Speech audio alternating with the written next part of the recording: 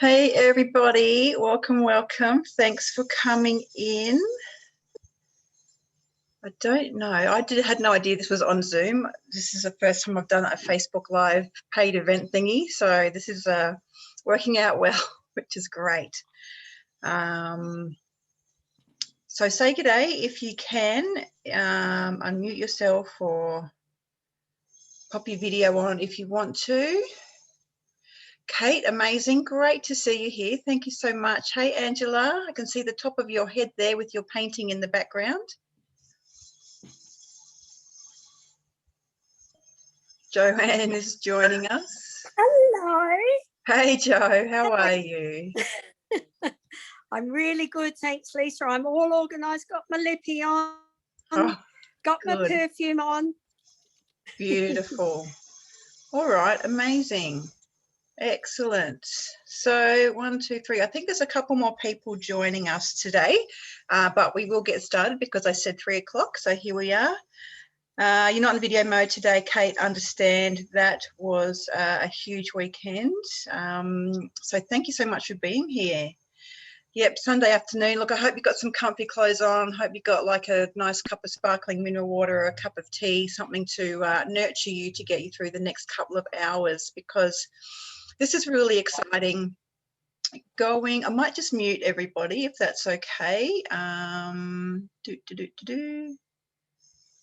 Angela. All right, beautiful. If you have any questions, pop them in the chat. And this is a time for you to spend with us. We're all we've either been in the same boat or we're in the same boat. So really there is no questions that you can ask that is too embarrassing or I have never heard of before, anything like that. So really, really want you guys to get as much out of this as you can.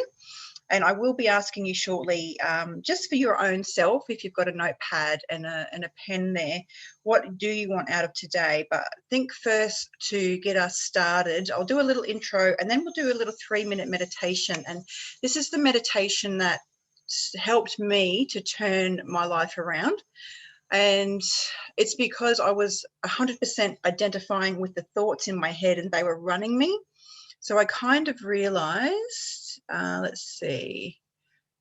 kind of realized that I needed to get myself out of my head and into my body more. I was not connected in my body. I didn't know what I felt. I didn't really have feelings about anything. I was numbing. Hey, Lisa, thanks for joining us. I'm going to pop you on mute, and any questions that you have, pop them in the chat box. Hope you've got a notepad and a pen there. We're just going to go into a little meditation.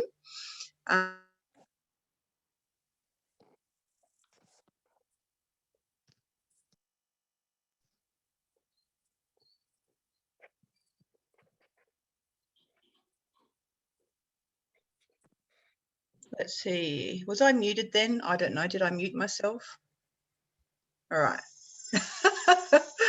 Because you're Lisa. I think I've muted the wrong Lisa. Oh, how funny. All right. Got it organized now. Okay. So I'll do a little intro first. So Lisa Wells here. I've created an amazing business called Food, Fear and Freedom because I had food addiction for 10 years. And I sort of didn't realize it at the time, but I was always looking for things outside of myself to fix me. Therapists, healing, self-help development, personal development, all that kind of stuff. So I've pretty much done it all. Reiki, tapping, hypnosis, therapy, antidepressants. I had, depression, anxiety. I just lived in a state of overwhelm constantly. Going to the letterbox was probably the biggest event of my day that I could manage there for a little while. So, I have kind of experienced a lot of things, like a full range of all this stuff. And it does stem from childhood. It stems from how I was treated in my family by my parents, who weren't emotionally aware themselves. And I've come to the realization and the healing that they were doing their best job. But, that kind of resulted in me being unseen, unheard, unloved, feeling all these things that when you're a small, tiny child are really quite devastating and heartbreaking.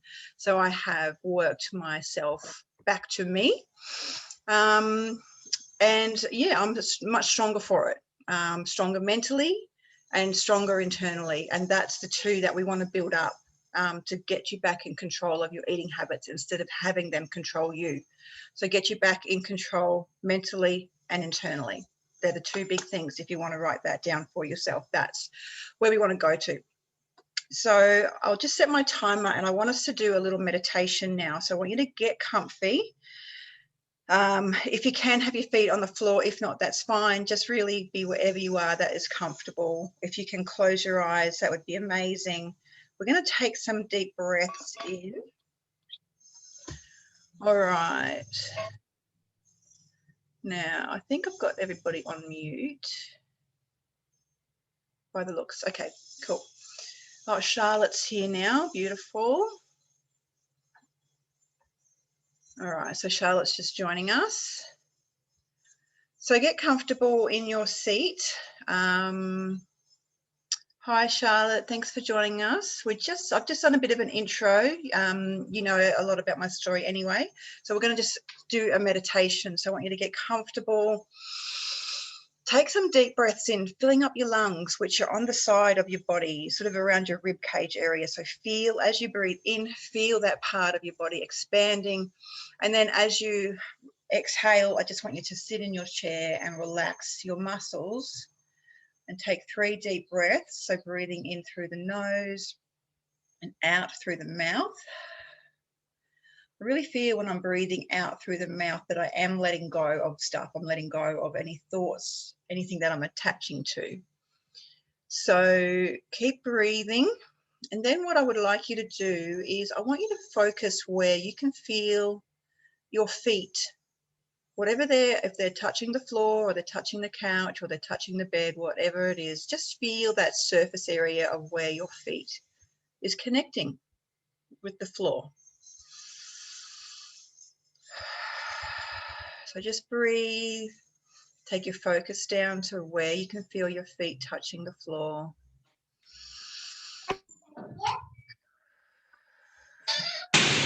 All right, there we go, pop you on mute. Sorry about that. Okay, next I want you to sort of work your way up your body and see what's the next thing that you can feel. Is it your calves on the back of the couch? For me, it is my thighs that I can feel sort of connecting with the chair. Just keep breathing and feel where you can feel your body connecting with a surface. And then feel maybe the small of your back might be touching something.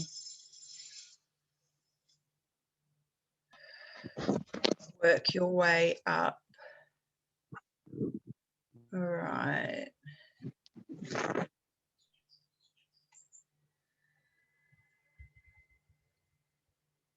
Now, where else can you feel? Are the arms, are your arms connecting to the couch or the chair?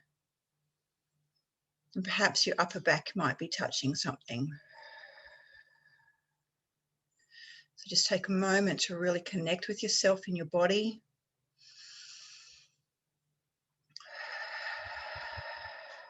And then when you're ready, on your next exhale, I want you to just wiggle your fingers and toes. Maybe take your hands and rub your thighs just to bring yourself back into the room. And just kind of sit here for a moment, notice what you're experiencing, what you're feeling, and just ask yourself the question, what do I want out of today? What do you want out of today's seminar? And this is something that you can share with us or you can keep it private. It's totally up to you. It'll be different for everybody. So just think, what do I want from today? Do you want clarity or direction? Strategies? What is it that you want? And if you want to share it in the chat box, feel free to share it. That'd be awesome.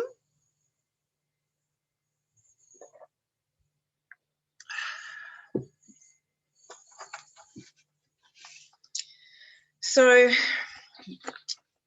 I'm not sure where you might be with sort of knowing that eating late night snacking or giving into our cravings, or even just not sort of taking the time to be prepared with, you know, what we're going to eat and when we're going to eat it. It's all to do with what's going on in our brain. It really doesn't have anything to do with the food, but the food is kind of like a symptom. It's like, you know, there's a Band-Aid there, and the food is like the big Band-Aid, and it's covering up what's really going on inside of us. And what we want to do is slowly, we don't want to rip that Band-Aid off. So when we rip the Band-Aid off, one big rip, that's when people go, right, I'm giving up carbs and sugar and alcohol, and I'm quitting all this stuff, and it's going to be for good this time. And having that Band-Aid off, you're kind of exposing something underneath that would be more beneficial to sort of gently coax it out and deal with it little bit by little bit. And that's why changing your sort of eating habits from what they are now to where you want them to be is a process. And it's not something where you're just going to wake up tomorrow and, hey, presto, it's gone. Because that's really where I was living. I was living in that space where I just want this gone. I was like, before doing this, I was sort of writing angelic messages from the angels and that sort of thing. And I would ask the angels, please, can I just eat better tomorrow than I did today? You know, that sort of thing. And really, I guess over time, I've discovered that that's actually me giving my power away by asking, you know, the universe or the angels or whoever to just kind of fix me, because I was so sick of it. I didn't realize I had to go on that journey of discovering that I could do this for myself. And what an amazing gift. You know, I now know that I can do this. If I want something, I work it out. And that's where we're all in the process of working different stuff out at different levels. So one of the first things I did when I was getting myself out of food addiction, I used to listen to a bit of law of attraction stuff on YouTube. And Esther Hicks, I'm not sure if you're familiar with Abraham and Esther Hicks, would just say you have to focus on what you do want. And that's really quite hard when you're consumed every day by what you're doing wrong. You know, at the end of the day, when you go, oh, God damn it, I ate those 7 Mars bars. I'm such a loser. I'm never going to understand this or work this out. So something I did was I was already drinking 2 litres of water a day anyway, and I was actually doing some healthy stuff, but it was really going by unnoticed. And I was only focused on what I didn't do well every day. And when you focus on something, the more you focus on it, the more you move toward that. And science is proving that now with our thoughts and all that kind of stuff. Angela says that you need to reconnect with yourself, too busy helping everyone else. That's a huge one, Angela, definitely.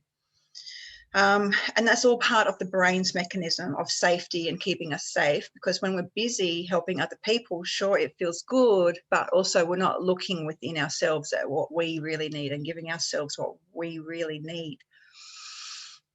And so I took this, what they were saying on the YouTube channel and all that, about focus on what do I want. So I wanted health. So how did I focus on that? So every Monday, my goal was to eat healthy. Every Monday, I'm going to eat healthy today. And I just wasn't there. I couldn't go from where I was at stuffing my face on the couch every day to, hey, presto, being healthy and perfect and magical, eating healthy every day. So I didn't really realize what I was doing at the time. And that's why I've created my program, is to help, you know, these processes all add up into the big picture, which is where we all want to be. So focusing on what you can achieve. So I set myself a goal I could achieve, because the health goals I was setting all the time were not working. They were making me devalue my word more and more constantly, which affected my self-esteem and my self-worth. So I had to stop making that goal every Monday to eat healthy, because it wasn't working. I thought I was doing the right thing by setting a goal to be healthy, but I didn't really understand enough about goals that they had to be achievable. And that was not an achievable goal. So I set a goal to drink 2 litres of water a day.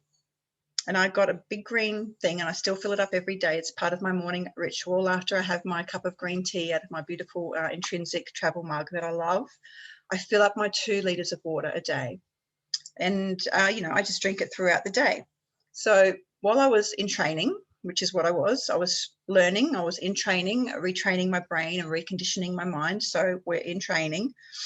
I would drink my water.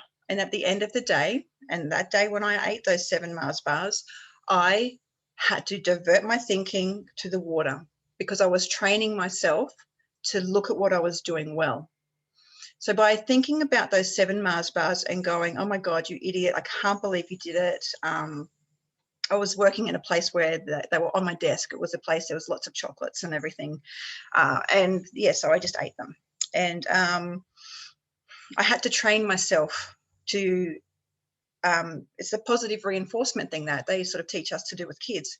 What did you do well today? I drank my water. Okay. So a big part of this is doing what you say you're going to do, because all those times we're breaking promises to ourselves, we are not doing what we say we want to do.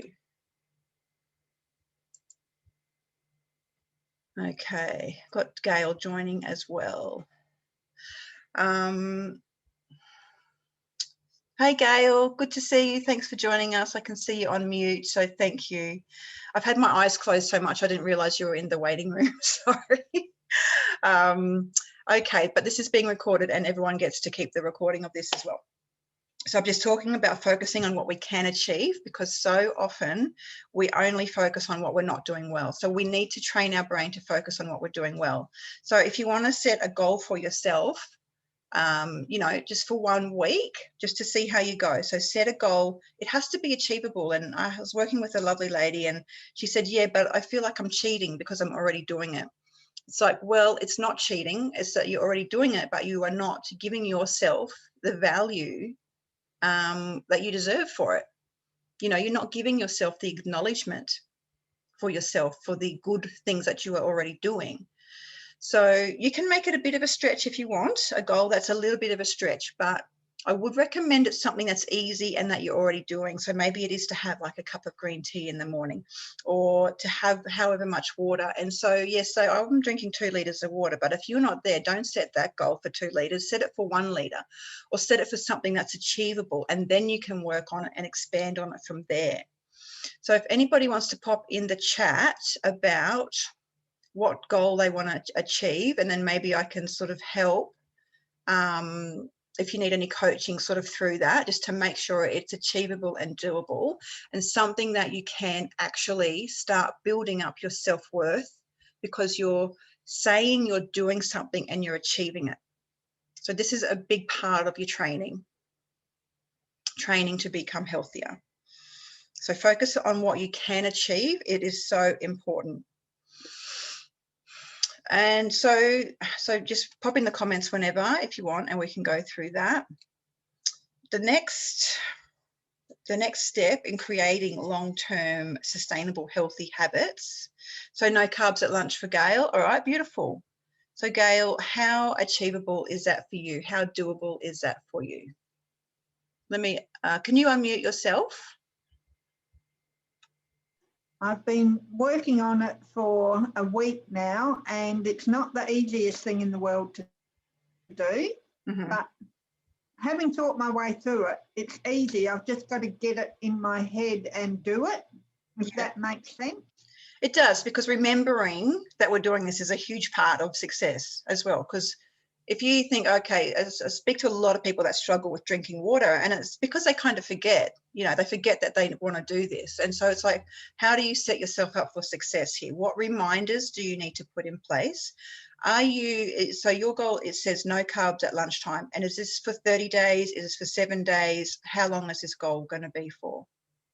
I want to get it into being a habit. You want this to be for good. Okay, cool. So have you got a list of options? Well, what I'm doing that makes me cross that I just can't do it every day, that, you know, I get slack and I don't do it every day, is wrapping protein and salad in a lettuce leaf and eating it. And I'm loving it. And it's not that hard to prepare. So why did I come home from church today at 1 o'clock and grab a sandwich? Probably because the habit is strong. Yeah. So is every day doable, or is Monday to Friday a better goal with Saturday and Sunday could be a bonus. Like if you do it 7 days, then that's a bonus. But at least if I stick to it Monday to Friday, get that habit in place, aim for Saturday and Sunday. But then at least if you know you've done it Monday to Friday, then you've achieved your goal. Beautiful. Thinking. Good. Excellent. All right. So Lisa says, I think remembering to take my medication and my vitamins every day. All right. So Gail, I'll mute you. Pop Lisa on. If you can unmute yourself. So your medication and your vitamins each day. So how can you remember that? That's, you know, one of those things of just actually remembering it every day. Yeah, I'm pretty good at taking things in the morning, but I learnt that the iron the absorption is inhibited by dairy, and I have either milk or yogurt with my breakfast. So I stopped taking my iron tablets in the morning, and because that was such a habit, and then I tried to remember I need to take them at night. I'm not remembering. So I've got to try and create a new habit loop there. Yep. Do you eat dinner around about the same time every night? Generally. Okay. Can you pop a reminder on your phone? Yeah. I've done this thing. I'll have a protein shake for my afternoon tea around 3, and I want to do this thing where it's this stuff called chlorophyll, which I've been told is good for your gut. So I want to take that every day. So I just pop in my thing 3 o'clock every day, take chlorophyll, it pops up. So if it wasn't there, there's no way I would remember. So it's a matter of how can I do it? So start with that reminder on your phone. Do you need to put post-it notes around the place, or do you need to leave them on the bench where you can see them? I think that's what I need to do, because I put it in my phone, but I put it for 11 o'clock at night because that's generally kind of around the time I'm going to bed. But then sometimes I'm already in bed, and then it's like, and so I don't then get up to go down to the kitchen to get them. So I think I need to keep it by my bedside. Yeah, or even, by your bedside. I was going to say even in the bathroom next to your toothbrush, or just somewhere where you're going to be at night time. That's an idea. That'll help you remember. All right. Okay. Happy with that? That's a good idea. Yep. Thank you. Beautiful. All right. If you want to mute yourself, and Charlotte, reduce weekend binge eating. All right. Talk to me. Can you unmute yourself? Let me see. This is a big one, and this is probably what I'll be doing my next webinar on. It's, you know, the weekend is huge for a lot of people. So, Charlotte, are you there, my darling? Hey, Lisa. Hello. How you going? Awesome. Yeah, good, thanks. Thanks for coming. Now, so reduce weekend binge eating. I went through this stage as well. And we just have to ask ourselves, well, why is the weekend any different from a Tuesday?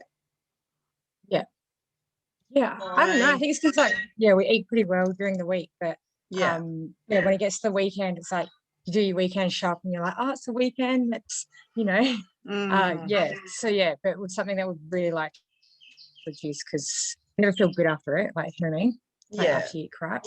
Yeah.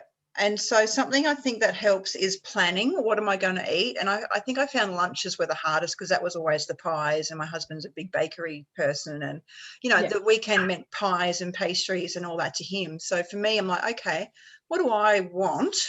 You know, which is, I didn't know what I wanted for a long time because I was so suppressed, but I'd be like, okay, well, I want smoked salmon and salad.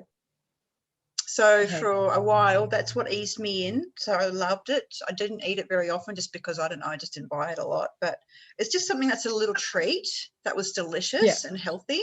Yeah. And just, you know, you can't go from where you are now to having like the perfect weekend. So just start, you know, maybe with your brekkies and your lunches and get them sorted out. And then once that becomes a habit, then look at the dinners. So just start something small and easy. What's one I can replace at least? Yeah. Yeah, it's like, it's more snacks though. Like we're sort of like sorted with lunch, like we sort of eat, you know, we always have something nice like, you know, maybe some eggs and avocado and bread and stuff for breakfasts, but it's more, it's more snacking. I find it's more like you usually buy like the chips and the chocolate and stuff on weekends. Like, that's when they sort of sneak in. Yeah. So is it afternoon or like after dinner? Probably like afternoon. Mm-hmm. So kind of like that nibblies kind of thing. All right. So I'd probably just add a few healthier things to it, like add some cherry tomatoes and some, I love snow peas. So that's a good idea. And you probably grow all that stuff anyway. Cucumber. Yeah, well, we've got tomatoes in the garden at the moment, but snow peas aren't in season yet. Well, they're coming up. Cool. So yeah, just what can you add? And maybe look at what can you reduce a little bit of the other stuff. So it's like a bit of a swap-see thing. So just I can hear in your voice that sounds like a good solution. Yeah, thanks so much, Lisa.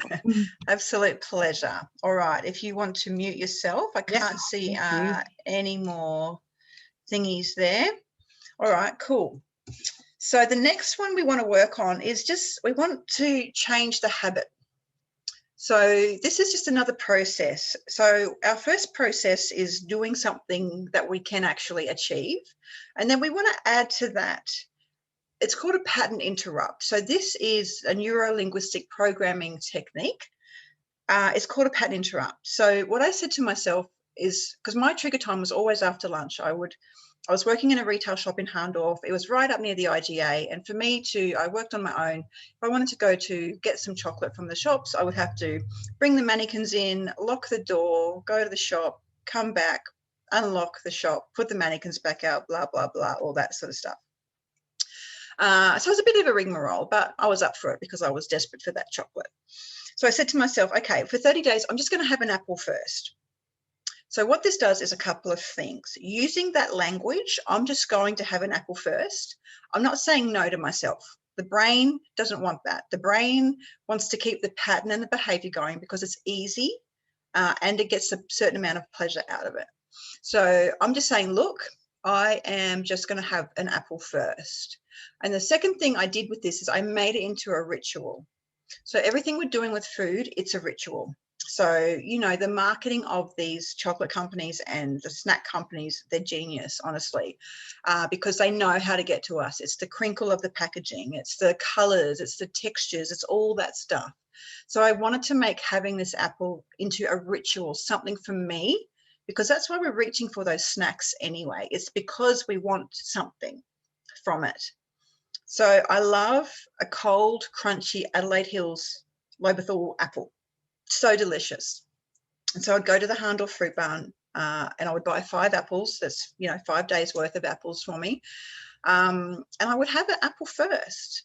And sometimes it's about getting into the habit as well. Sort of in the beginning, I forgot a couple of times, but then I'm just like, okay, well, how am I going to remember? And so also by making it into this ritual, you're more likely to remember because of the trigger response in the brain of having this nice thing for yourself. So I got a beautiful antique saucer and a nice sharp knife, and I would cut my apple into like 8 pieces. And that's all part of the ritual, cutting out the core and all that, making it really nice for myself. I just like kind of thinnish slivers of the apple, you know, and then you get the nice cold crunch and the sweet and the juicy and all that. So it was really, really amazing. And for 30 days, I did it. And what that's doing is it's lengthening out the time from the thought to the action of the eating. And that's what we want to do. To get you back in control of these eating habits is we want to lengthen the time between the urge and the action. So you've got the urge and then we act. So we want to notice the urge, maybe put it off by 5-10 minutes, having an apple or whatever your pattern interrupt is. And then this is the tricky part. Even if you have the chocolate after that, it is okay. Let yourself know, I have done what I said I was going to do. I had my apple, I've had my water, and that's all you focus on. Any thoughts that come to, yeah, but I had the chocolate and I didn't want to and I said I wouldn't and all that, that is just airtime that we don't want to be focusing on. So when we are giving that thought stream airtime, it's creating like it's like a monster kind of thing that you're giving your focus and attention to. If we don't focus on that monster, if we don't give it airtime, it's going to shrivel up and go away because it has no effect on us anymore. I can't hear you. No, not listening. You're not there because I'm focusing over here on health, you know. And that's where sometimes the subconscious mind can have a little tantrum and try and come in through the back door. And there might be disappointment and stuff like that. But it's about focusing on what you're doing well. This is what I said I was going to do, and I did it. And we have to just go by the by with this other stuff. This is part of the training. Because if we're focusing on the stuff we don't want to do, we're going to keep focusing on the stuff we don't want to do. So we want to focus on the stuff that we do want to do. And the only way to do that is by focusing on it, on the stuff that we do want to do. So this is how you get freedom from these habits. And it's not like putting your head in the sand or the head under the doona. It's taking control. So I'm having an apple first. And then sometimes I would get home from the shop and think, oh my God, I didn't eat chocolate because I had an apple, and then the customers came and I forgot. And so it's a good distraction technique as well. So what can you do that can be your pattern interrupt? So for me, it was the apple, and then I went further and I had an apple and a cup of peppermint tea. So that's going to take my pattern interrupt out by 30 minutes, you know, because I can't drink a hot cup of tea until it's cooled down. So when is your time? Just choose one sort of thing. If there's one sort of habit, if it's after dinner at night time, or if it's even for you, Charlotte, on the weekends, you know, before you get out those other treats or whatever, just have your cherry tomatoes and whatever first. And then you're sort of filling yourself up, you're distracting yourself, you're lengthening that time out between the urge and the action.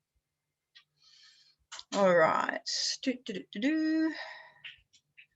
So you added veggie sticks to your snack. Awesome, Lisa. Kale chips. I've made kale chips. They're pretty good. Crispy celery instead of the apple. Okay, Angela, that sounds good. You keep forgetting this technique. All right, Angela, do you want to come on? Do you want to unmute yourself? You can stay in the without the video. That's fine. But if you want to unmute yourself, we can have a quick chat.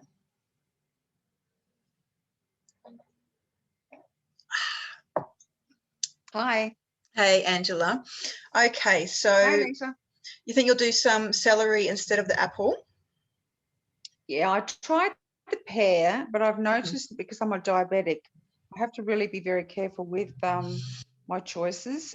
Yep. And the pear wasn't working. It was just apple. Oh, you And cut pear out. just encourages me to eat more and more sugar. So because Okay. it's not sweet. Yeah. So yeah. Do you like it? Do you like Yeah, it's celery? interesting. I forgot all about this. I do. I would like it with peanut paste, or I would like it with Philly cheese, but I don't know whether I should do that. All right. So when are you doing this? Will you be doing this in the afternoon or the evening, or what's your sort of trigger time? For me, my trigger time is probably about 8. It's still 8 o'clock. I sort of was doing really well there for quite a while, and then stuff Yeah. happens, and Yeah. you get back into the bad habit Yeah. of going for the carbs, which seems to do some, obviously damage. Quick fix, but damage. Yeah. All right. So And yeah, for me, it's definitely 8 o'clock. And have you got some celery at the moment that you can do it tonight? It keeps glitching. Yeah, it's a bit glitchy, isn't it? So just make sure you've got some handy. Yeah. And how are you going to make it into a ritual? How can you make this a ritual for yourself? I actually liked your idea of putting, pops an alarm on or something, so that I actually know that that's the trigger. That just tells me actually it's time to eat that. Otherwise, I think I don't have anything. If I miss the 8 o'clock, so it starts to kick into my head that I need to have something, and my brain goes through the list of, things that I shouldn't have. Yeah. But if I have a reminder, I think that might actually, it will become a habit. It'll change the habit that's obviously not there at the moment. I've got negative stuff happening. And get in before your brain starts. Yeah, I think getting before it starts, because once it starts, it's just terrible. Yeah, and that's an important thing too. So I knew my trigger time was around that sort of 1 p.m. or after lunch. And so what I would do is I would remind myself what I was doing and why I was doing it before I would have my lunch. And it was just kind of like writing in my journal, or I'd have a little piece of paper set out, this is my goals, this is what I'm doing, and why it was important for me to do it. And do that before the trigger time happens, just to train your brain. It's about training your brain. Now, I know, Angela, before we had some success with you doing a little bit of journaling to that alter ego. Oh, yeah, I've heard of this. Yep. Yeah, so maybe bring that back in at that time as well. Yeah, okay. Because that was good. working. It's interesting. Yeah, it's interesting because you go through, weeks and weeks of things working really well, and then something happens and you go back to square one. That's the thing that I'm finding the hardest, is that it doesn't take much. Yeah. It just takes longer for the pattern to change, to rewire your brain. And yeah. All right, so you're good with that? I'm sure. Yeah, that's great. Thank you. Awesome. Okay. And so also, if you think of it like in terms of habits and patterns, what I would do is I would so eat and eat and eat, put on weight, and then my pants would be getting too tight. Okay, I have to diet now. So I hit the green smoothies, do the walking, do all the stuff that I knew to do. I would lose weight, start feeling good, and that's when my brain would go, bing, bing, bing, it's not safe for you. You got to start eating chocolate again, because there was a belief in my system that was saying that I'm not safe for many, many reasons, lots of different things, like I'm not safe to do well, I'm not safe to be happy, you can't be seen to be, doing well and stuff like that. I was really hiding myself. So whenever I started doing well, my brain's like, back in on it, eat that chocolate and keep hiding yourself and stuffing yourself down, because that's what's safest for me. And I guess what would happen is the binges, I guess I would learn a little bit. And so the binges, instead of being 3 months long, I'd get back on track maybe a little bit quicker, and then I would binge again. And I guess over time, over those years and years, I was sort of working things out for myself internally, getting a little bit stronger and stronger. And so I was able to sort of get myself back on track quicker. And then to the point where it's like every day, it's like, if you have to get back on track every day, do it, because the only other option is not getting back on track. And that is, that's when weeks could go by or months could go by. So reset as much as you need to. Honestly, there is no shame in that. I think a lot of people think, oh God, I can't believe I have to, start again or reset again or try again.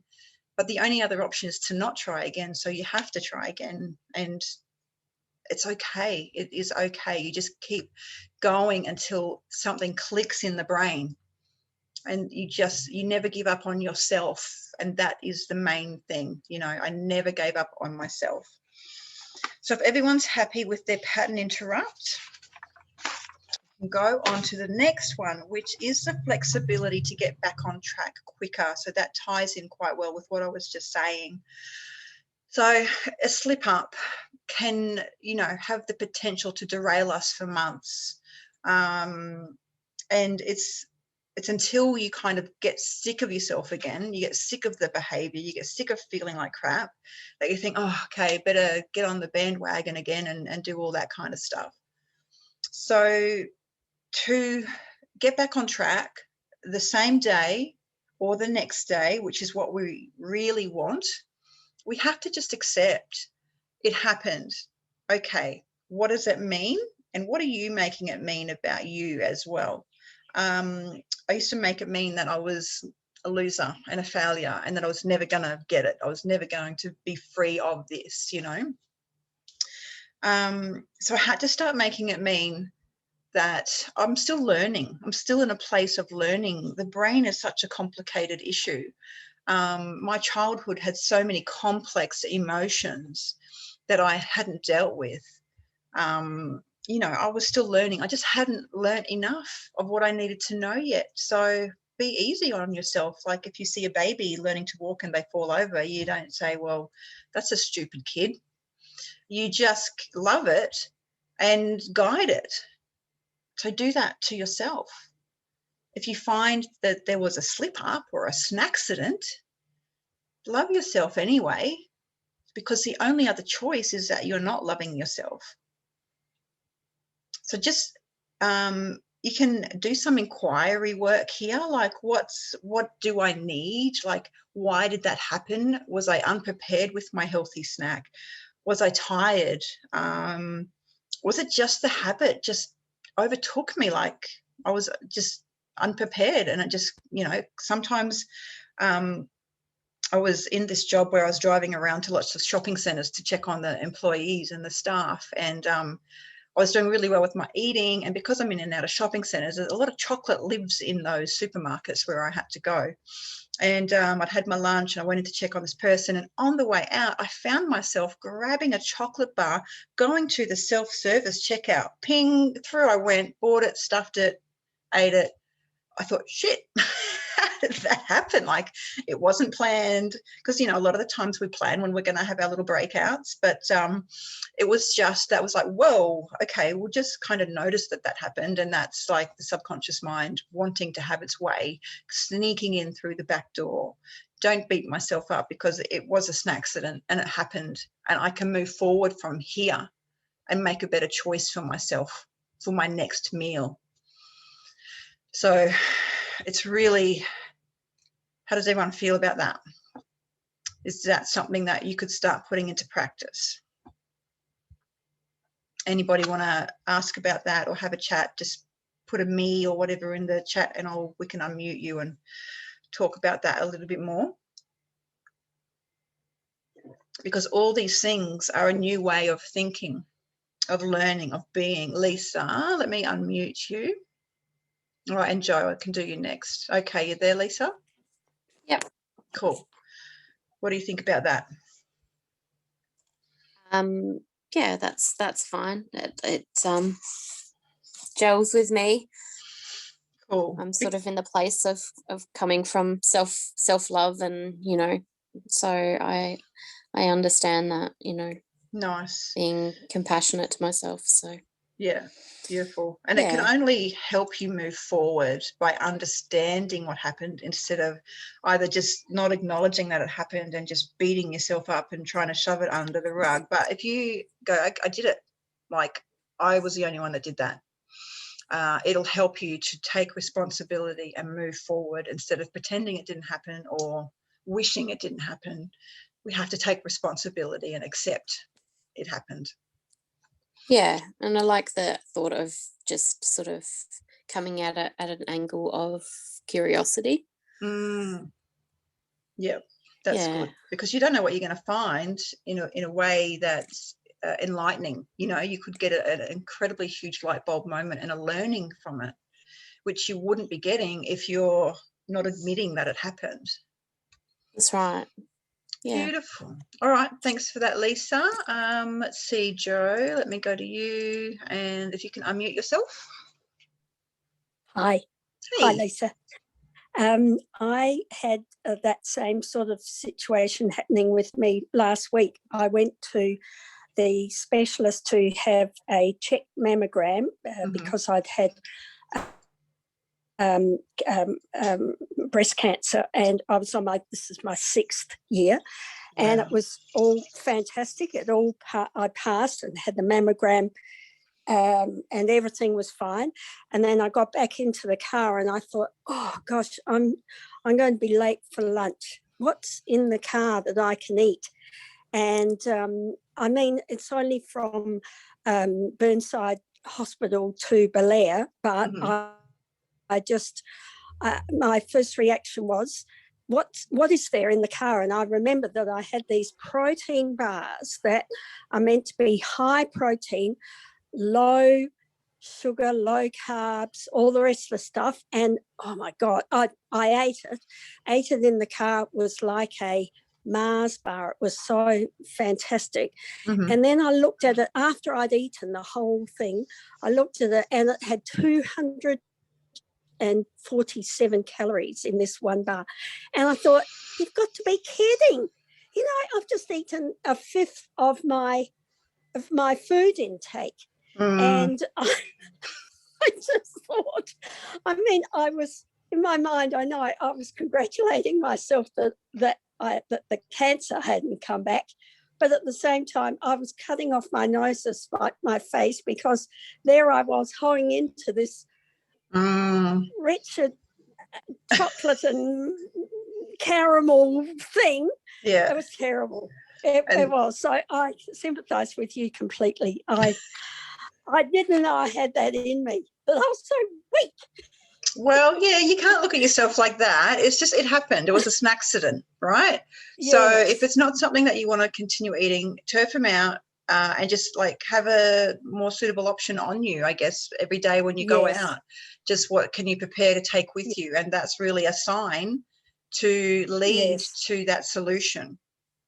Yep. And to be, you know, you'll be prepared with your healthy snack. Really, you should, in the morning, just put a container with the celery and the tomatoes and the zucchini and the capsicum and all the rest of the stuff there, so that you know that you've got that, rather than scrabbling around and trying to find something that, you know, just happened to be in the back of the car.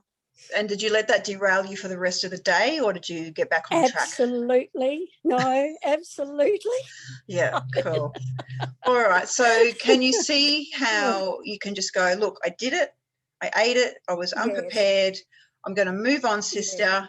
My next meal, this is what I'm having next. And take some time, take a little bit of moments to go, well, what can I eat next that's going to, you know, nurture me or nutrition me or whatever like that. So should you, when you're eating the next meal, should you think, okay, I won't worry about getting a substantial meal, just have a protein shake or a lettuce leaf, or, you know, something to try to counteract? No, because you're working on your habits. So what do you want your habit to be? You want your habit to be whatever is your next healthy, nutritious meal.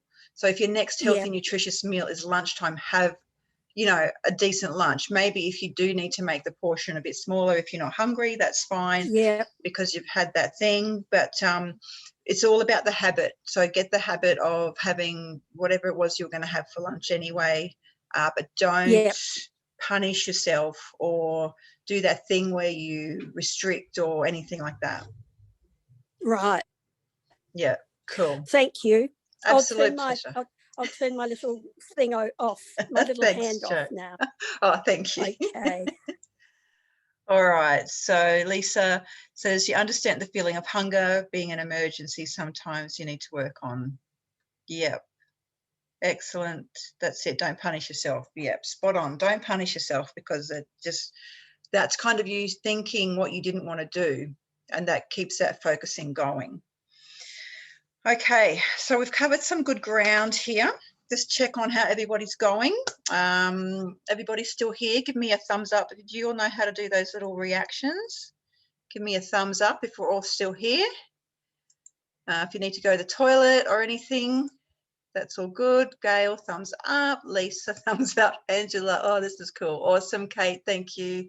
Excellent. Well done, everybody. Still here. Excellent. Okay. Now, the next plan on how to create the long-term sustainable healthy habits. See, all these things stack up as all small, consistent daily action, and small, consistent daily action done over a month is really going to add up to some good stuff. And small, consistent daily action done over 3 months is really going to help that momentum start charging in the direction that you want it to go in. So the next one is developing a sense of strength and empowerment from within. And I touched on this a bit earlier. We did the meditation. And the reason it's important to, you know, get back in touch with ourselves. When I was living here, I was living right in here. Everything was just here. I had no feelings. I was reactionary. I didn't respond to things. I was busy covering up things, so like drinking alcohol and stuffing food in me. to keep that facade of everything is okay. So no one knew how bad it was for me, not my husband, not my family, my mother, my sister, my best friends, nobody knew. And I was a really high functioning food addict, and just trying to keep it all together, but really drowning on the inside basically. And I read Eckhart Tolle's book, The Power of Now. And the first time I read it, I'm like, oh my God, what is this guy saying? I can't understand what he's saying. It doesn't make any sense. So I shut the book, put it on the shelf.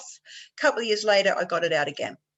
And I just, for whatever reason, you know, I couldn't understand it from where I was. And I had heaps of therapists tell me that you're not your thoughts and that you're not your feelings. And I'd be like, yeah, okay, cool, whatever. I didn't really know what that meant until I had to go through more experiences, I guess, to get to this point where I could actually understand it. So I started reading his book again, The Power of Now. Next chapter, the first line says something along the lines of, you're identifying with your thoughts 100%. And I'm like, oh my God, it's like I got hit by a bolt of lightning. I got it. I really understood what he meant. My thoughts were everything. It's as if I was my thoughts, and they would say something and I would act it straight away. I sort of had no awareness of where it was coming from, or if it was detrimental to me, or whatever it was, you know. And so it was amazing to have this light bulb moment. But the next day I still had to wake up and I still had to face myself and work out what this meant. So I used to have quite toxic thoughts in the kitchen when I was cooking dinner every night for the family. I did turn to wine a little bit to help me enjoy it a bit more, but that was not a sustainable way to cope with things. So I had to kind of, I had a mantra. So I started off with this mantra, which for me, I am willing to be safe, because there was so much within me that just didn't feel safe to be who I was. You know, I wasn't safe to be happy. I wasn't safe to do well. I wasn't safe. A lot of the time I didn't even know what to do about how to move forward. So I had a lot of this fear and insecurity within me. And I didn't feel safe to be who I was. So instead of saying I am safe, because I didn't believe that was not a core belief. My core belief was that I was not safe. So I had to change that. I had to be willing, and I was willing to change that. So I was willing to be safe. And I would be in the kitchen cutting up the carrots, making a stir fry, and I would be like, oh God, I'm in here again on my own, so resentful and blah, blah, blah, whatever. And I would catch myself and I'm like, okay, I am willing to be safe. I am willing to be safe. And I would just be doing that as I'm stirring the dinner, doing whatever.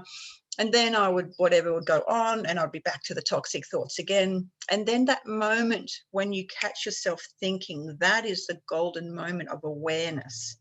That is when then you get to choose, what can I insert here? And that's why having a mantra, a short mantra ready to go, repetition, repetition, repetition, as many times as it takes. And at first it's words, but then the more you say it, you can put the feeling of that and feel that feeling of willing to be safe. When you feel that, your brain is then getting that message, because emotion is the language of the subconscious mind. It's going to understand it more the more feeling you put behind that message. So you can just say the words, you can say affirmations till you're blue in the face, but if at some point you don't start believing it and feeling it, they're just going to be words that don't really have an impact. But it takes time to get to that point where you even can consider believing that. And that's why having an affirmation that is kind of close to where you are and not too far away, like I am safe, was too far away from me. I couldn't believe that. I am willing to be safe. And if I would say it when I'm on my walk or on a jog or whatever, it's creating more energy behind those words. So when you're exercising is a great time to say your mantra, because the power behind the words is going to resonate more with the subconscious mind and understand it better. So, you know, we got to heal from the inside out. This is a journey of healing from the inside out. So if you've got a mantra, and also again, it's remembering it. So you can make a trigger for yourself. So something like every time I reach for the green tea in the morning, I've trained myself that that's a trigger to, I have a little affirmation, all my desires are met, which is, you know, just an old thing that I used to say a long time ago. All my desires are met. And then I'm saying that every day. So I get that, you know, every time I have a cup of tea. And you can train yourself to make anything into a trigger. So every time you wash your hands, every time you open the car door, and it's a matter of sort of, say if it's the car door, stand at the car door, visualize yourself opening the car door, picture yourself opening the car door and saying this thing that you want to say. So I am willing to be safe. And just, you have to obsess over this. To change the patterns and the neural pathway in the brain, you have to obsess over this mantra. Because if you think of your current neural pathways as a superhighway, and this new little mantra is like a beaten path, like a tiny little dirt track with hardly any tread on it, that is what it's competing with. So that's why it takes time to overcome this. It's constantly getting up, constantly saying your mantra, constantly starting again until those neural pathways in the brain change. So I like that little analogy of like the super highway and the little dirt track. It sort of helps you to understand really what you're up against, and hopefully will help you see that it's not that you're a loser or a failure or that you can't do it. It's just that you're up against some pretty thick neural pathways in the brain. So work on your habit, not your problem, will be my new mantra. Okay, cool. I'm just curious about the word problem. I don't know if we want to keep a word like problem in the picture, if you know what I mean. Let's have a chat, Gail, just to nut this out, just to see if there's something that might be a little bit more supportive. So you want to work on the habit, not the problem.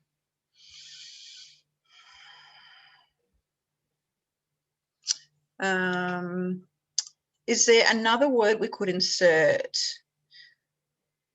for problem? I guess I don't see problem a problem. So you don't see it as a problem. All right, cool. So that's good then. That's good. Yeah, and that's going to help remind you. So what's the habit that you're working on? Yeah, so I'm probably going to use it for a lot of things, but just working on that healthy lunch and not working on the problem. Going back to the default position, grab a sandwich and get going again. Yeah, cool. So yeah, it'll just keep me focused on working on what I'm trying to do, and the problem I got doesn't matter. It's not a problem if I'm working on what I want. The habit. Yeah. All right. Beautiful. That's good. Nice. Nice one. Okay. So that is another big key of keeping your habits on track, sort of training ourselves to be where we want to be. Okay. And also with this one, developing a sense of strength and empowerment from within. So you've got your mantra, and if the meditation that we did in the beginning, which is just, you could call it a body scan meditation. You're just sort of noticing where your body is connecting. If you're in bed or on a chair, just notice that. Set your timer for a few minutes. I actually used to ask myself, what does my connection feel like? Because I didn't feel much. And being sort of in that spiritual genre world that I used to live in, it's not that I don't sort of believe in that stuff anymore, but I believe in myself more now. Like before, the relationship was a bit skewed and it was, you know, like this thing that would help me and fix me. But now it's like, well, actually, I'm in charge. I create my results, and then that's all around supporting me. And to me, that's a better structure for me to work from. So yeah, I used to ask myself, what does my connection feel like? Because, you know, we're supposed to always be connected to whatever it is, whatever you want to call it, God, source, universe, that sort of stuff. And I would lie in bed and I would think, oh, okay, if we're always connected, then that means I'm connected now. So what does that feel like? And I was so disconnected from myself and my true inner self and my inner being that I just had to practice feeling what it felt like. So I've sort of gone from there, from asking myself, what does my connection feel like? I was having clients who were having trouble understanding what that meant. So then I just thought, well, we'll do this body scan one. It's all about just being in our body, really. That's what it's really all about, is not letting the head run us, and just being in our body and coming from a place of certainty of who we are and acting from that space, instead of the space of our feelings, which can be up and down and all over the place, and our thoughts, which are linked to our limiting beliefs and things like that. So let's see, Angela says, I never thought of it as toxic thoughts, but it is. Yeah, okay, cool. Being resentful is an issue. Oh, nice. All right, yeah, so that's good. Beautiful. All right, so the last point is feelings. Stop outsourcing the job of dealing with our feelings to food. And yeah, guilty as charged, Your Honour. Certainly what I was doing all the time. I didn't really know it. I had no comprehension that any of this thing existed, you know, about eating your emotions and all that kind of stuff. I just had missed that whole memo in life, you know. So that's why it's been such a struggle for me. I've learned this all myself, you know, through my own research and the turmoil that I used to put myself through. I just knew there was always something in me that just knew that one day I would be free from this. I had no idea how, but I had never gave up on myself. Every day, trying my best, learning these little snippets of things and just trying everything. You know, some people say, well, stop buying all these programs and that next shiny thing. But if I didn't do that, I wouldn't have gotten a bit of this from there and a bit of that from there. So everything we do, everything we try, we'll get something out of it. So never stop trying new things, never stop trying new ways to develop yourself. You know, even now I'm still developing myself in different ways. So you just constantly adding layers of new resources to your toolkit. You can never have too many of those, and some things will work for this situation, and then another situation, something else will work for that. So it's good to have a broad range of knowledge over different things. So when it comes to our feelings, this is probably one of the biggest issues here, what it's really all about. So this is, Kate heard a bit of this story yesterday when I was speaking at the SA Women Summit, and I got this message intuitively to feel the discomfort. And it didn't fill me with too much pleasure, I have to say, to get that message. And how did I know that was sort of a message from, you know, my inner being or whatever versus a thought? And it's because I had practiced at meditation and I had learnt the subtleness of what was a message from me and what is a thought. So most of, I guess, in food addiction days, my thoughts would have come from limiting places, like eat the chocolate, or you can't do it, so just eat it, or whatever. When you sort of practice silencing your being and listening and feeling what it feels like to be in here, you get to understand what is a message from your higher guidance, your true wisdom, versus a thought that's, you know, there to sort of disrupt you or keep an old pattern safe for you. So yeah, I had this thought, I had this message to feel discomfort, and I didn't really want to do it, but then I saw two paths. I had a choice. I can keep going down the path, and I was so unhappy. I was, you know, curled up on the kitchen floor in a ball, crying because I felt I had no strength within me to ever overcome these thoughts. They were consuming me so much. And so I'd experienced that, and I didn't want that anymore. I was really, really sick of myself. I was sick of the habits and the patterns and the eating, and this other way to put the chocolate down and just feel discomfort filled me with fear, a different type of fear, the fear of the unknown. At least I knew what to expect when I was stuffing my face. I knew what was coming next. Over here on this other pathway of feeling my feelings, I really felt and I thought that everything would come out.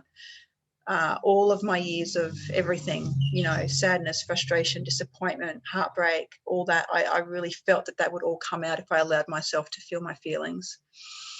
So I tried it for about 3 days, And I just took myself to the kitchen table and I would sit there with my journal and I would allow myself to just feel what I was feeling, and I would breathe. I would even write to it. Sometimes I would be like, hey, chocolate, look, I really don't want you right now. This is really hard and I'm doing my best. I really want my healthy self to come out. And I would just write. And so on about day 3, I started feeling spontaneous happiness and joy, which really surprised me.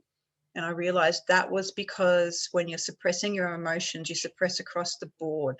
So a lot of the time, any happiness I had would have come from alcohol, or it would become, you know, there would be times of happiness, but not sort of during the day when I was doing my ordinary day-to-day stuff. Like, this feeling would just spontaneously come out of me.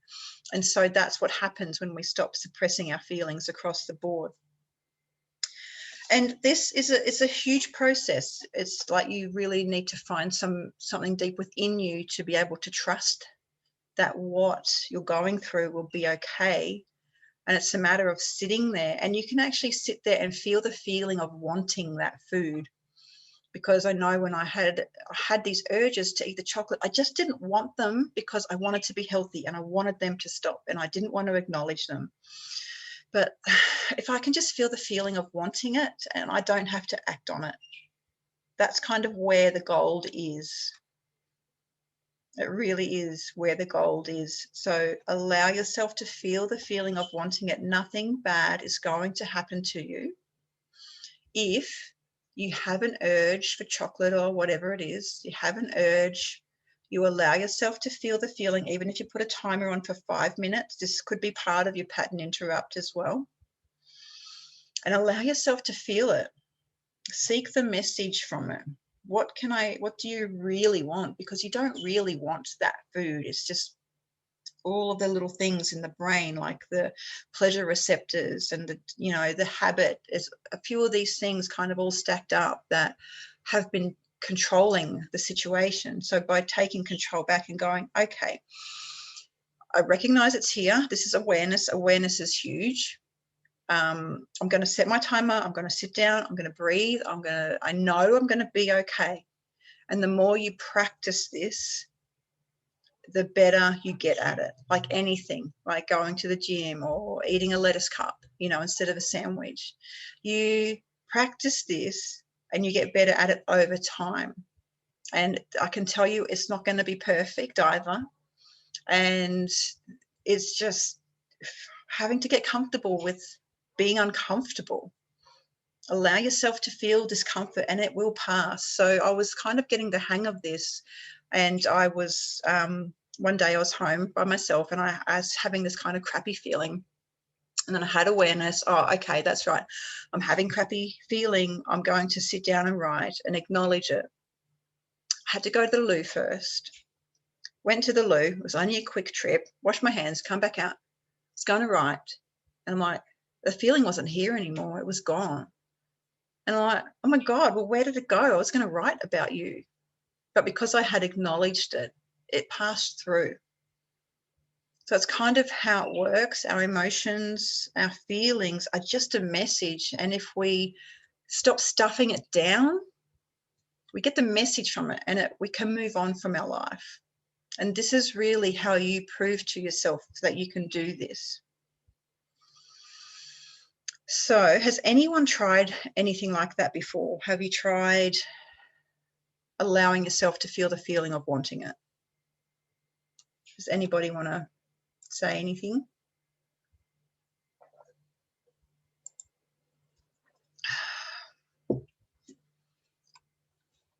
All right. We all seem okay. So hopefully now we've got a bit of a plan.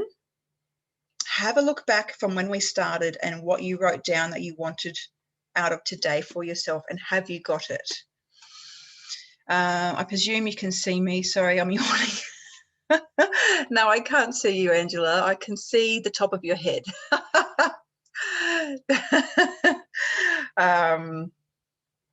Gail. Oh, God, I've been hiding. That's now, back okay. to your question. Yes, I have done exactly what you said. I have done the timer and it did work. and it was fantastic for about 2 months. And then I started having problems with my sleep again, and everything went out the window. So just listening to you again has made me realise, well, you know what? I can do this. I can do it even if I try for a month. It might actually solve the sleep problem as well. So it becomes a vicious cycle. It's a habit. I know it's a habit, and I know that I go into autopilot. So it becomes this vicious cycle every night of self-sabotage. So listening to you again makes me realise there's lots of things I've let go. And I can do it again. Yep, that's it. And starting again, follow through as many times as you need to, and it's perfectly fine. And because we're all committed, I think everyone on this call is definitely committed to this, like to coming out the other side, whether it's in a year, and it can take, you know, at least a year plus probably a little bit more. So give yourself a year. But if you want to break it down like month by month or week by week, you just keep going. You just keep working out, and we do forget little bits and pieces, and then it's like, oh, that's right, Lisa's having another workshop, so I'll go to that, and that'll help me to remember those things that, you know, I've sort of let slip or whatever. So, you know, we have to hear things a certain amount of times in different ways until the brain gets it. So keep going, Angela. Don't give up. Sometimes you can actually do sometimes you're on a roll and everything's working really well.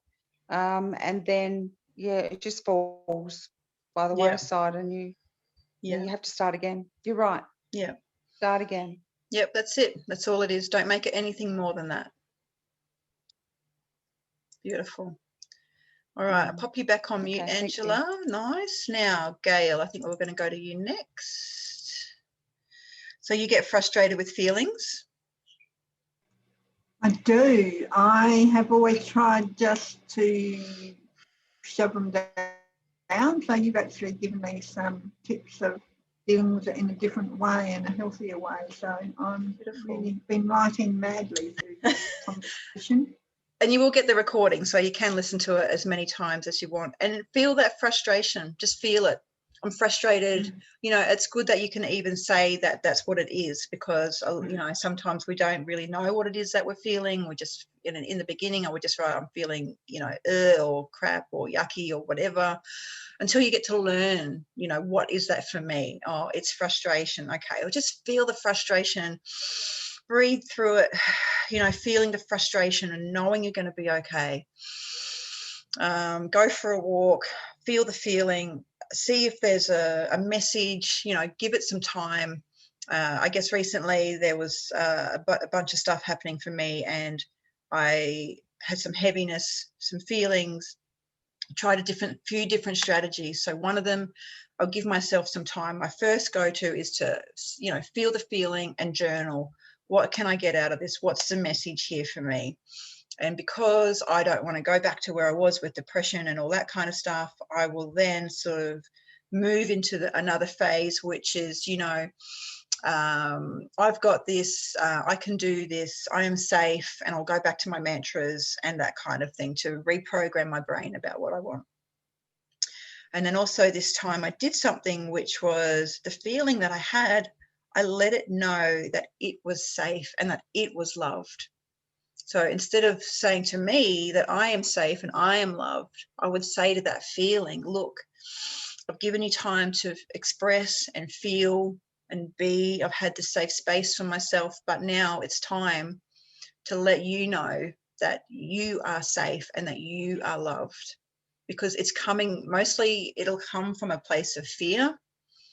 So let that feeling know that it is safe and it is loved. And even in my journaling, I have a 3-step process that I would do for journaling. And I would, in my subconscious mind, I would just go, hey, subconscious mind, I would always be grateful and thankful. So grateful and thankful for this feeling that I'm feeling at the moment. I know it's doing an amazing job at keeping me safe. So thank you so much for that. Then the next phase is, this is causing me too much pain. So the brain's job is to take you away from pain, but towards pleasure. So letting it know, and I would journal this every day. This is causing me too much pain. And then I would maybe write a few things of the pain that I was feeling. Then I would say, look, we need to work together because we both want the same thing. It really does. My brain wants me to be happy and safe. So I'm like, okay, we need to work together to find a healthier way to move forward on the same page. And then you could maybe just have a bit of reflection about a couple of ways that you could do that. But it's about sort of acknowledging it. It's sort of retraining it. You know, this is all that retraining stuff, letting it know it's not cutting the mustard anymore. It's too painful. So we have to move forward. And sometimes you have to sort of be that authoritarian and take control back and go, enough's enough. We're moving on. Whew. There we go. Beautiful. Okay. Is that all good, Gail? That's helpful. Beautiful. Now, Lisa, can I just say that sleep is a foundational habit, and if you can sort your sleep out, other things will become easier. It's something I need to work on too. Yep, definitely. Angela's going to Burnside Hospital for a sleep study. That is good. All right. Yeah, and even, you know, I do speak to a lot of ladies that have trouble with sleep, and, you know, I'm not a doctor or anything, so all my methods are the methods that I use for eating, and it's about letting it know that this is too painful for me. I really need to sleep. It's so important that I get good sleep. And I was sleep deprived for the first year of each of my babies when they were born, and that's when I went on antidepressants because I was so sleep deprived. So I do understand how it affects you dramatically in lots of different ways. So yeah, and it's about training the brain. There's something happening in the brain. This is, you know, like I said, I'm not a doctor, but this is, I guess, what I believe. And we just need to do everything we can. So create the rituals and the routines, the music, the smells, the comfort, let the brain know, like soothe the brain, let it know that we're safe to sleep. Okay, cool bananas. So we've all got a bit of a plan now, which is awesome. And having a plan is great. And I mean, I guess the breakthroughs come in having a plan, but that breakthroughs also come in implementing the plan. And that's where I see most people kind of struggle. We've all got a plan. We all know what's healthy to eat, but it's kind of implementing it long term. That's where I guess the wheels can sort of fall off sometimes. So it's about, we know what's healthy to eat, but we're just having trouble doing it sort of long term. And when I got my biggest breakthroughs, it was when I was doing the things when I didn't want to do them. It's when I would eat healthy instead of choosing that junk food. That's when you kind of get those breakthroughs, because that's when you are standing up to your brain and saying, I'm actually in charge here. I'm in control. So having a plan is great, and being able to implement it on a more consistent basis, I guess that's where the breakthroughs are. So doing it when you don't feel like it. So just remember, if there comes a time where you don't feel like sticking to your plan, just remember, actually, this is where the breakthrough occurs. This is where I actually say what I want instead of allowing the brain to do it and take control and fall back into that easy habit and that easy pattern. So there's going to be barriers and there's going to be challenges that come up and things that will get in the way of making this a priority in your life. So if we can kind of expect it, then we will know how to sort of counteract it. So we will see what it is. We will see it for what it is. We will see it for the habit or the brain just wanting to do the easy thing instead of taking that little dirt track. It wants to take that super highway instead of to go down that little dirt track where you have to slash all the weeds or, you know, make that clearing. So that's basically what happens. So for those of you who know sort of how important this is to your overall health and well-being, and you've been wanting to make these changes for a while, but you just sort of can't seem to make it stick, then just reach out to me after this. Happy to have a chat about ways that we could work together to be implementing this into your life on a regular and consistent and long-term basis for yourself. Because we've all tried to do this on our own, and we have all faced the challenges. And I know it took me around about 10 years or so to get to this point. And I really don't want that for you. So reach out if you want to, if you've gotten value from this, if you've got any questions, you can message me, you know where to find me through Facebook and that sort of thing. So let's see. Kate says, never tried it and never even thought about it, but I like the idea. So Kate, is that about the feeling of wanting it? Do you want to have a talk? Put your thumbs up if you want to have a chat. I missed that message, Kate, from before, so apologies. What else? There we go, done that one. Hey, Kate, awesome. Great to hear from you, my darling. Hope you've got lots of little nuggets and everything. Yeah, it's been awesome. Thank you. Awesome. That comment that I put was about sitting with the feelings of wanting food, I think. Yeah, I think so too. So you've never tried that before? No, I didn't even think that was a thing. So yeah, it is a thing. And so what I guess normally what happens is when we're in this head zone of wanting this, or these feelings are kind of controlling us and saying, well, this is what I want you to do, we act on it. And so it's about sort of having awareness and taking control back and going, well, actually, I can sit here and feel this and be okay without having to act on it. Yeah. Does that make sense? Yeah, I really like that idea. So I'm awesome. Try that one. Yeah, give it a go and let me know. I'd love to know how you go. And it's also remembering to do it as well, which is another step. So remembering to do it. Just sort of get a picture of yourself if you've got like a normal time of the day when this would occur for you. Say if it's nighttime and you might be on the couch, then just kind of now picture yourself doing it, because that's going to help the brain get there, because the brain actually doesn't know the difference between what's real and what's made up. So if it's made up, the brain will still think it's real. That's why visualization is such a powerful tool. So visualize yourself now, tonight, say if it's a nighttime thing and you're normally sitting on the couch with your feet up, put yourself in that position now, and then just go, okay, I remember this from Lisa's talk today. This is what I'm going to do. I'm going to set my timer for 5 minutes and I'm going to feel myself wanting it. And then I'm pretty sure you got an intrinsic journal. So grab that and you can just write to that feeling and just see if there's a message. So I would love to know how that goes for you. That would be amazing. Let me know. Thank you. All right, Kate, lovely. Let me just check the other messages. You find visualization hard. Okay, so about that, I would have always said I'm not a visualizer either. Who said that? Angela. So are you going tonight to do the sleep study? Cool. Yep, great. It is safe to sleep. That's it. That's it. You find visualization hard. So yeah, so just imagine. It's just the same as imagination. We all have imagination. So just imagine what it would be like if you could visualize, or just imagine what it would be like, whatever it is that you want to visualize. So what was I saying? Oh, okay. So just imagine, say tonight you'll be sitting on the couch or whatever, but you want to spend some time visualizing a successful outcome to change the pattern in the brain. So it's just like, just imagine, just kind of talk to yourself through what's happening in your mind. It doesn't have to be like sitting up in the lotus position, you know, like a yogi on a mountaintop and having such a clear vision or anything like that. It's really about, well, what does it look like for me?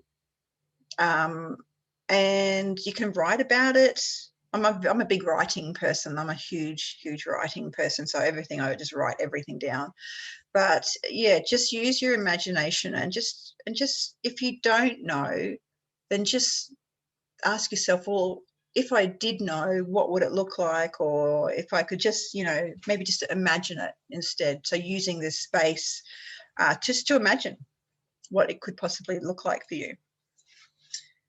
All right, beautiful. Now, if anyone has any questions, now's the time. I can hang around for a little bit longer, seeing as I said we'd be here till 5, but if you need to go, if you've got everything you need, feel free to go and take care of yourself and do something nurturing and loving for yourself this evening. Sunday nights are a great night for that sort of thing.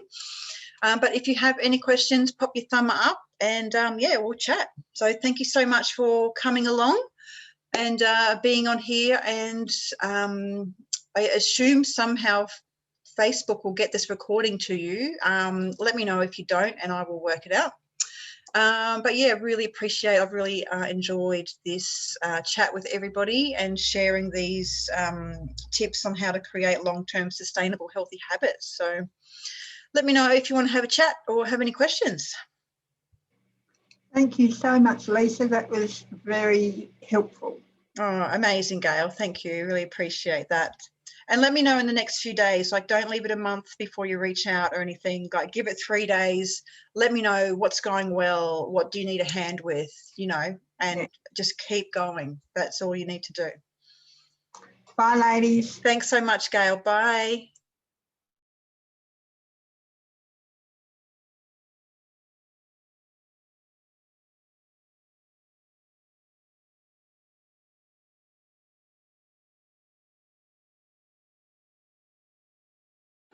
I muted myself again. Gosh. All right, Angela, can you hear me? Angela, hello. Yes. All right, excellent. Yes, so I can hear you. Great. So you're going to the sleep study tonight? Yes. Wow. Yes.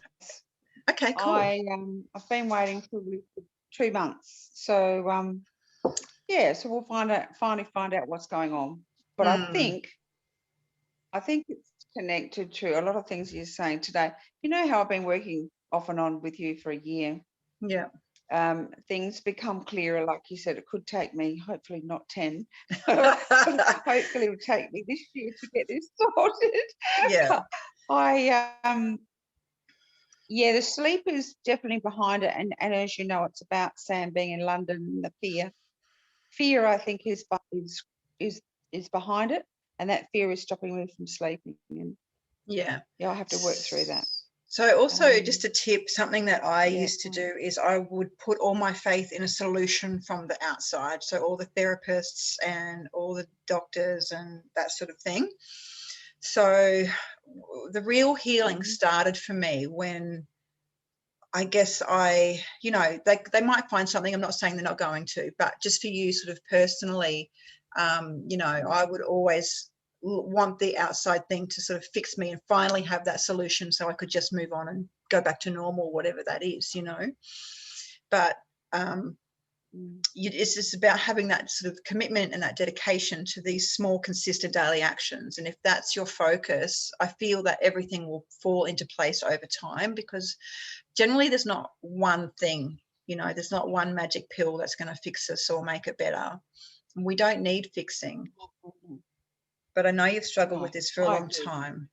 No, I think it's a whole lot of things. Yeah, cool. Definitely an issue. Definitely a whole lot of issues. But, you know, like I said to you before, plugging up all the gaps, trying to work out what it is that's going on. The self-love, I totally disagreed with you right at the beginning. I thought, no, you're absolutely wrong. But you're absolutely right. And it's interesting because it's taken me all this time to get to that. And I thought, no way. But it is that. You have made amazing progress. Everybody else, but not you. Yeah. So keep going. Don't give up on yourself. And if you find that you're helping too many people, what can you do to get a bit more of a balance for yourself, you know? Yeah, I know. Yeah, that's one thing that I am learning now, that's draining me. And I have to put me first, which is something I've never done. But one of the things that I'm finding really interesting is the book Atomic Habits by James Clear. That's been and that was actually Jodie that suggested I read that. So I'm taking that tonight to have another by myself. I'm cooking dinner. It'll be like a hotel stay. Is that why you're doing it? And I'll be able to read. Can I stay there for 2 nights? But look, I know what's going to come out of this, and I think it will be anxiety. I think it'll come out that I'm just scared. Yeah, cool. Well, we can help you face those, whatever it is, because I think they say anxiety is fear of the future and depression is staying in the past, you know. So it's just a matter of letting that fear know. I mean, you know, I know how much you love your son and how much you worry about him in England. It's out of your control, you know. So maybe coming to terms with that it is in an hard, emotional. as you know, if you're a parent, you always worry. Yeah, yeah. So I can really sort of. I think your words of wisdom with. Yeah. What were you I going to think say? some of the things that you've said about, you know, the self-talk is critical, I think, in moving forward. And as soon as I hear from him that he's okay, I can sleep. So it's about that. And it's also about putting the phone somewhere else, you know, away from me, so that You're not can't checking check it. to see if he's contacted me about anything. And he has had COVID. So, you know, there's that, you know, all of that terrible stuff has already happened. And yeah. Anyway, yeah. But I've got to deal with that. But I know what's going to come out of tonight. And, you know, just talking to you again is just reconnected, and I'll start again. Yep. Beautiful.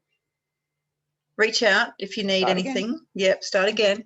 Let me know how you go over the next few days, okay? Start again. Like I think, just asking you a question. Is it just you and I talking to each other? Anyone else here? I think Lisa, and I'm not sure if Some other Joanne people is here. Yeah, yeah. It's being recorded too. So Joe has goodness. said. Joe has said. I'll send you a message. Yeah, send me a message. Joe is going to the shop so she can implement the good things like eating the veggies and the fruits during the morning snack. So that was fabulous. Awesome. Thanks, Joe. Amazing. All right, I'll just see if Lisa is still here and wants to say anything. But all the best, Angela. I'll talk to you soon. Cool. See ya. Thank you. Sure. See ya. Bye.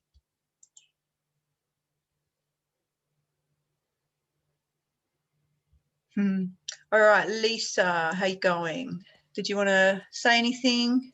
Hey, sorry, I felt like I should have just left you there, and I accidentally messaged the wrong person. But anyway, whoops. Sorry, Angela, I didn't mean to, you know, make you feel uncomfortable. I don't really have much to say. Only it was helpful, and yeah, thank you. So, you got some things that you can start implementing to move forward? Yeah, I did. So awesome. Lots to take in. Yeah, so you're sort of starting a bit afresh at the moment, aren't you, with your child has gone into some help and you've got a bit more free time, is that right? Yes. Beautiful. Good. Yes. Excellent. Oh, that's exciting. So see how you go over the next few days, and then just let me know what's going well, what's kind of working, and then what's not. And if you need any help moving forward with what's not, then let me know. And yeah, it'd be great to sort of see how it goes over just the next 3 days, see what happens, and then let me know how it's going. I'd love to know. All right. Thank you. Beautiful. All right. Thanks so much for joining us, Lisa. It was nice to sort of see you. I don't think I've ever seen you in person before, so that was great. Thank you. I'll wave you goodbye. Thank you. Awesome. We'll see you soon. Okay. Bye. Bye. All right. I think I shall go. Joe, are you there? Is there anything you want to say? Otherwise, I shall close off. See you later, Lisa. See you, Thank Joe. you. You're Absolute terrific. pleasure. Off to the shops and get organised, okay? Yes. Yes, absolutely. Beautiful. I just had to put my eyes in and, you know, cool. put my lippy back on. Good. Bye. All right. Thank you. Absolute pleasure. Thank you. Thanks for coming. Bye. Talk soon. Bye. Bye.